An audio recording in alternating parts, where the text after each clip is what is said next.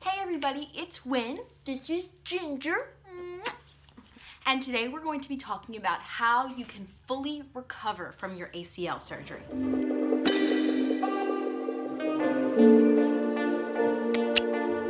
Okay, so if you want to be 100% well, you're going to have to overcome two things. Those are your mental barriers and your physical barriers. While your physical barriers need to be overcome little by little so you don't hurt yourself, those mental barriers need to be smashed and done away with as quickly as possible. So how do we do that? How do we totally trash our barriers? Well, let's start with the mental ones. In order for you to be completely well, you're going to have to get it into your head that you are going to be well and that you are completely and intrinsically valuable. So, thinking I'm going to be well. What happens when you get surgery is that you can start to mourn your former ability level. You'll see where you are, remember where you were, and be so sad because you're simply not there. And you really want to be there, so you might think to yourself that it's helping you to say, I knew where I was, but it's not. Because it's creating a woe is me vibe inside of you. Every little step that you take, instead of seeing it as a step, you see it as futile because it's so hard and you're just not where you used to be. And the second mental barrier you have to break is believing that you are not as valuable as you used to be.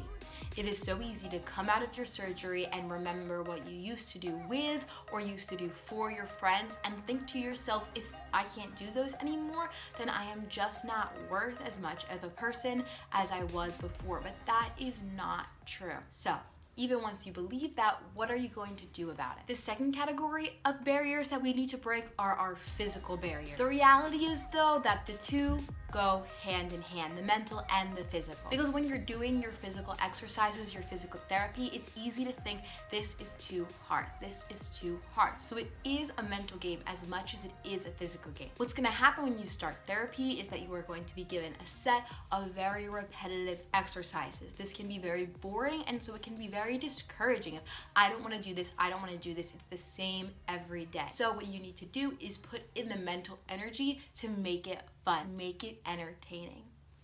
And how are you gonna do that? First, it starts with your physical therapy environment in and of itself. If you don't like the space or the person with which you're doing physical therapy, you are not going to be happy, so speak up. For me, I do not like to be in an enclosed area. If the therapist takes me to a spot where it's just me and them, I feel very uncomfortable, and I need to say I would rather be out in the open area. And if the clinic doesn't have an open area, go to another clinic. And then the same with your therapist. If your therapist is mean, if your therapist is impatient, or you just don't feel comfortable with them, you're not going to have a good experience, and it is going to affect your recovery. So you need to get out of there. But even if you have a great environment and you have a great therapist, the reality is that the exercises are boring and you are going to get tired of them. So you need to really think about it, talk to your therapist, and figure out a way to make them more fun, to personalize them. What's that gonna look like for you? Do you really like soccer? Think about your exercises. How does your exercises look like kicking? How can you incorporate a soccer ball? And then the social aspect, you can take a friend and say, hey, here's my therapy exercise. I need to do it with someone. Will you do it with me? If you make up a dance, if you make up a yoga routine, same thing. You can do it with your friends and they become part of your recovery experience.